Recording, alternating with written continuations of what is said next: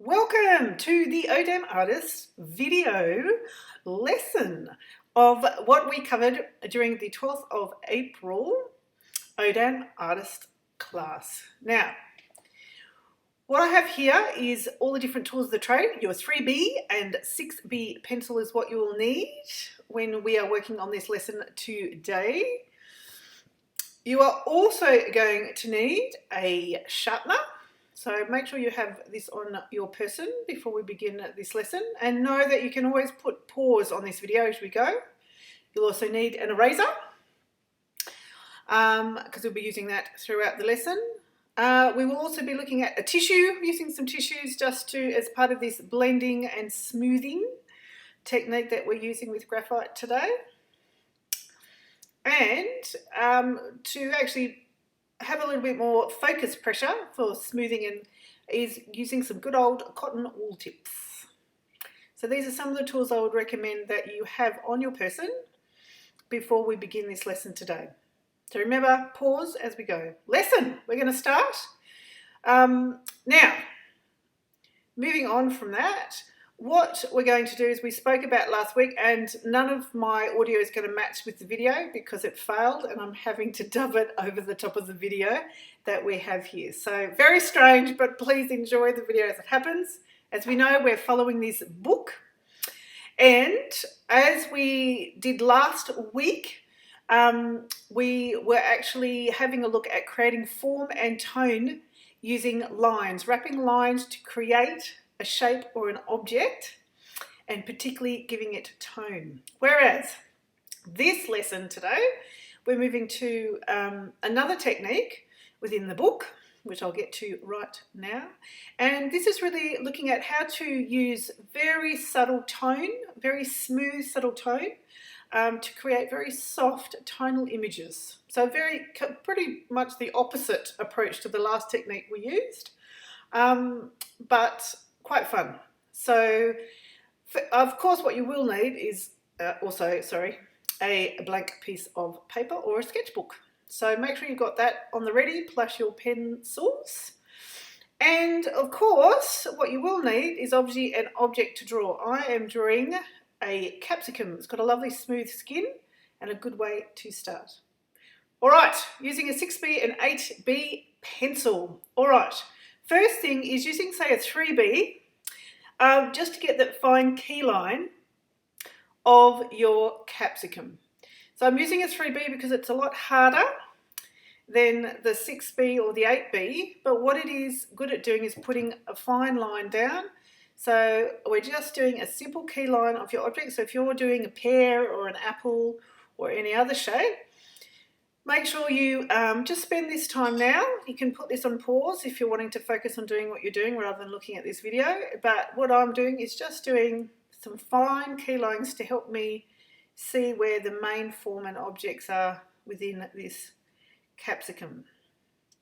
So you just do your own object at this point while I'm doing this simple key line shape. Right. The next thing we're going to do is picking up our 6B, is we're actually going to be applying tone. Now, when looking at the tone, we're actually going to be looking at the darkest point on the object that we're working with. So looking at the deep shadows, the darkest point of the form, and we're going to be using our dark 6B and 8B pencils to do this next part of the drawing.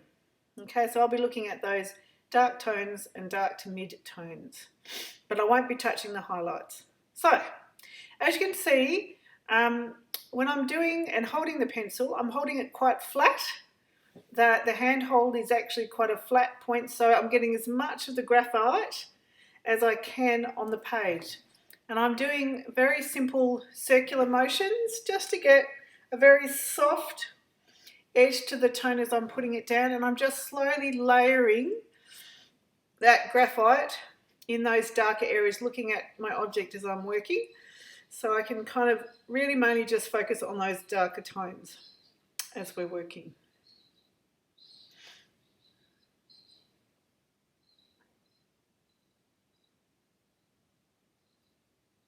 And really all I'm doing is just slowly building up that tone, working my way around the object, so having a good look at it as you go, and really focus firstly just on those darkest areas that you can see within the object that you're drawing, and just slowly working your way around. Now you'll find the same too as you go. Just have a look at where the light's hitting the object. I've used a capsicum, and I'd recommend when you are drawing an object, pick an object with a smooth skin, because we're doing quite a smooth or soft technique, and it applies quite nicely to objects that are similar in look and feel, in terms of getting that very soft tone, which you do tend to find on very soft skin fruit or vegetables, or very shiny vegetables, just as you would on a capsicum. So as you can see, slowly working myself around in that circular motion with that particular stance, and making sure I'm getting as much of that graphite pencil by holding it very much flat against the page, really, in that circular motion, rather than holding it as I would normally for a normal stance for a pencil. I'm holding it very flat, a side hold on the pencil as we're putting that graphite down.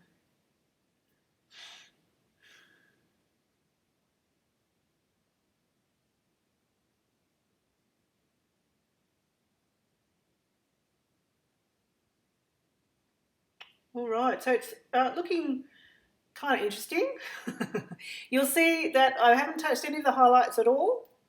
And so what we're going to do now is really start blending that tone in. So just making sure you've got all the different kind of highlights and shadows. I'm using my finger to do this kind of blending.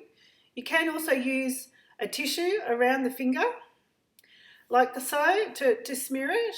I find I had a bit more control with just my finger at this point, but just to show you this technique. And we're not going to be worried about whether we actually have any white left within the image when we're smoothing and, in a sense, rubbing and blending the graphite on the page. So I'm actually, in a sense, going to get rid of pretty much most of that white. Because what we're doing is actually trying to build just a lovely sense of tone, of shadow, through to the lighter mid-tones and the lighter tones of this object as we're working along. Now, as of course I forgot to do my centerpiece, so I'll quickly whip that up now and put in some darker tones and get that center part of my capsicum working for me. All right.